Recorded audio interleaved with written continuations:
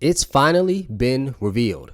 We've got major Cowboys updates as we get our first look at the unofficial 2025 Dallas Cowboys roster. Some very, very interesting positions I'm seeing a lot of our players sitting at, especially Donovan Ezraku. We're going to get into it. But first, welcome back. Welcome back to Cowboys Digest. My name is Tyree Allison. We appreciate you checking in as always. Really quick, before we get started, we notice 80% of you watching are not subscribed. As always, this is your number one source for everything Dallas Cowboys news and updates. So please hit the subscribe button. It is 100% free. Now, before we get right into it, I know Cowboys Nation, we are waiting. We're patiently waiting on the Micah Parsons contract. From what I'm hearing, he does not want a 4-year. I know I mentioned it a couple videos ago that Dak Prescott, quintessentially set the trend for this whole 4-year kind of max deal kind of thing is what we've been seeing. He got his 4. Sauce got a 4.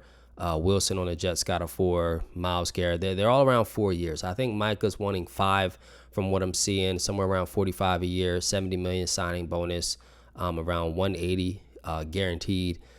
It's going to be a hefty one. Jerry did say he made him an offer, and he said if we knew the offer, he's pretty much planted if we knew what that number was. But it's not about the number. It's how that money is how they cut it and how they dissect it up. That's really what it comes down to. So it's deeper than it just being at the right number. It's what's in the guarantees, the first year, the second year, what gets pushed, et cetera, to fit in other players that are going to get re-signed. It's a lot.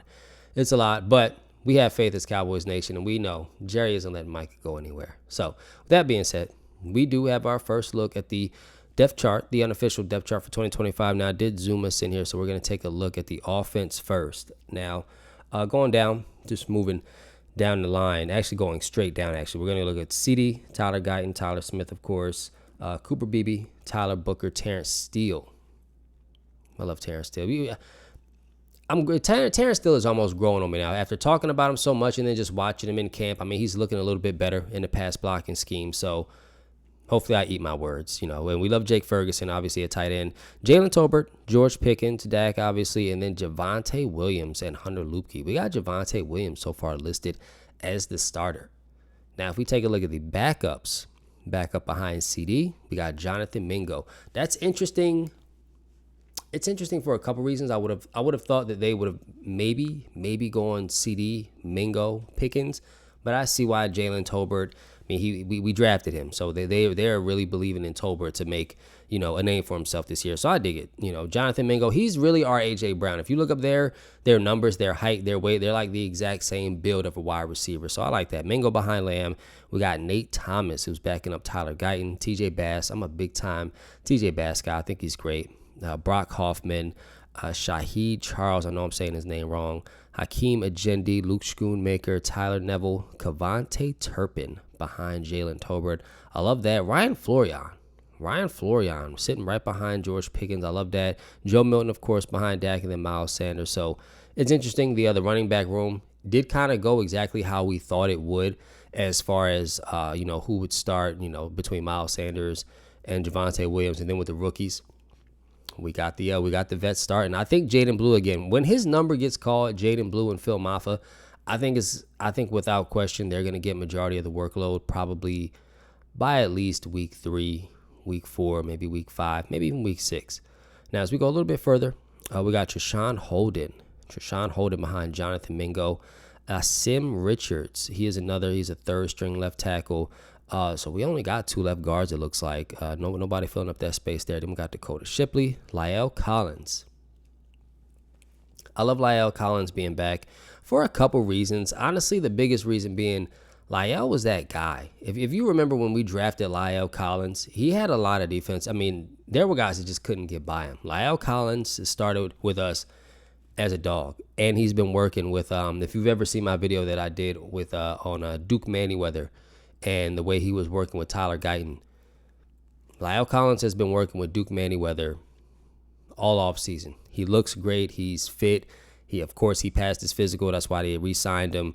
And he's looking great. I'm excited to see La'el Collins. Of course, Johnny Cornelius. Johnny Cornelius coming in, making his way up the roster. I'm excited. You've seen me talk about Johnny Cornelius a couple times. And, of course, Bevan Spanford behind Schoonmaker.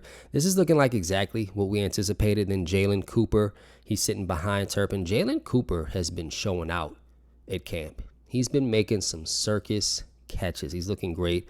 Will Gear, of course, that's our third string, and then Jaden Blue. And then when you get down a little bit further, we got Jerron Christian. We have a lot of depth at left tackle, which you need. Then we go down to Rob Jones. He's backing up Lyle Collins. And then we have John Stevens, another tight end. And then we also have another wide receiver named Josh Kelly. And then, of course, Deuce Vaughn. And then you go a little bit further down. We have Princeton Fan and Phil Maffa. It's interesting to see Phil Maffa so far down.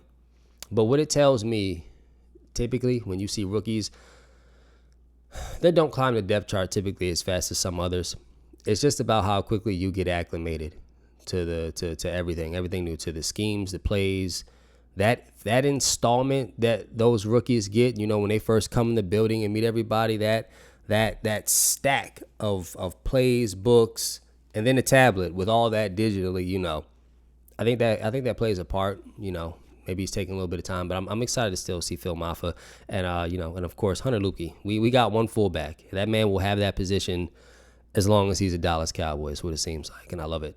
Now going a little further, let's take a look at the defense. This is what I was finding kind of interesting. So looking at the first team defense, we got Marshawn Nealon, Mozzie Smith. Side note, Mozzie Smith did have a little practice issue. I hear he's going to be okay. Just a little roughed up pretty much. I don't have the details on it, but he's going to be fine. Mozzie will be there. So will Osa Odigizua and Micah Parsons. That's our guys. Morris LaFou, of course, I'm mispronouncing his name. I never pronounce his name right. Jack Sanborn and Keith Murray. Those are our linebackers. Now, let me know in the comments, who do you think Overshown, when he comes back, is going to send to the bench? Who is Overshown sending to the bench to come start? Because Jack Sanborn and Keith Murray could definitely keep it, and it's going to be interesting to see how Morris plays out. At our cornerback spot, we got Kyer Elam. I see Trevon Diggs up under there too. And then we got our nickel cornerback at Kerman Hall, and then Deron Bland, and then Siobhan Revel sitting pretty much, with the asterisks and the equals up under them. Because, based upon the injuries and when they get back, they're going to be subbing them out. And then Donovan Wilson at safety, and then Malik Hooker. It's interesting. I mentioned in the last video, I like Marquise Bell. I think he is faster than Malik Hooker, but I think Malik Hooker may have a little bit better closing speed. But as a whole, this starting defense is legit, and I love our backups too. So let's check out the second strings when you go back. You got Tyrus Wheat, Jay Toya. If you remember in the previous video when I talked about Jay Toya, I said he's going to be our what's the guy's name on the Bucks? The Bucks. In the middle, I'm losing it right now. I'm not even gonna stay. It's gonna come to me later. But Jay Toya, let me know in the comments. He's that run stuffer. He's gigantic in the middle of the O-line. That's why I think he climbed up the roster. He's right behind Mozzie Smith. Listen, Mozzie's going to get pushed back 2 or 3 times, and we're going to see Jay Toya come in, and he is not going to get pushed back. I'm sorry to say it, but that's probably what it's going to be. Solomon Thomas, love him. Dante Fowler, Damone Clark, it's beautiful.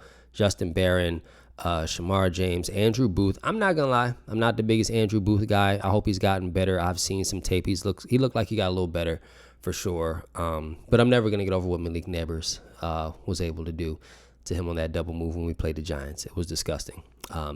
Israel Maraku, Kalen Carson, he is coming back. Wanye Thomas, and of course Marquise Bell. Now, the defense is very in-depth because when we go back, we got Peyton Turner, Perrion Winfrey, Ernest Brown, Sam Williams is still there, Buddy Johnson's there, Darius Harris is there, Troy Pride, Bruce Harmon, Johnny Clark, and Mike Smith. Now, this is what's really interesting as you go further down. James Houston, Denzel Daxton, Tommy King Bistow, hope I'm saying that right, and then Donovan Ezeraku. That's what I was saying in the beginning. It's really interesting that Donovan Ezeraku is all the way down here on this depth chart. But when you look, you got Micah Parsons. He's starting. Dante Fowler. It's hard to not put him right behind Micah, and then Sam Williams coming back off the injury. That makes sense. And then Donovan Ezeraku, he's just a rookie. I mean, this is honestly, this is amazing depth. Of course, then you go Overshown, Robert Rochelle, and then Zion Childress. This depth, going a little further, Christian Matthews, CJ Goodwin. This depth of defense right now is great. Now, of course, this roster still hasn't been, we're still not cut down to a 52, but that's why it's the most important time right now. You don't want to cut the wrong guy that gets picked up off the practice squad by another team and ends up being a dog. what I'm looking at on these lists, these guys, we have dogs. We have dogs on offense. We got dogs backing them up and backing up the backups. And I'm seeing the exact same thing for the defense. I'm not even going to be optimistic. Like I said, week 1 against the Eagles, barring the most catastrophic thing, which, as I've said, Cowboys Nation, we need to be doing what they did in Power Rangers, making sure we provide a positive juju for the team so that everybody is not only, healthy and makes it through camp, but through the entirety of the season. That's what we want to see as our starters dominate. And I think that's what we're going to do week 1. Eagles soup in the comments, because that's exactly what it's going to be. We're going to crush them. But first, of course, today we do have a joint practice with the Rams. So a couple of those, and then we will play them on August 9th around 7:30. It's not on NFL Network, but it will be televised in your local area if you're in, I believe, California. And that's going to be a good rematch as well. We lost to them 13-12 last year in preseason. We did beat them in the regular season, of course, the last time we matched up. But we like the preseason win, too, because Stetson Bennett, after throwing 4 interceptions, comes down the field and throws a touchdown to win the game. That's not the Cowboys defense we want to see. We don't care if they're the 3rd strings or 4th strings. We want to see the Cowboys win. So, Cowboys, Rams, joint practice incoming. Cowboys, Rams, preseason game. A couple more of those, and then we get into week 1. We're very close to football. I'm excited. I cannot wait. Micah Parsons' contract is on the way.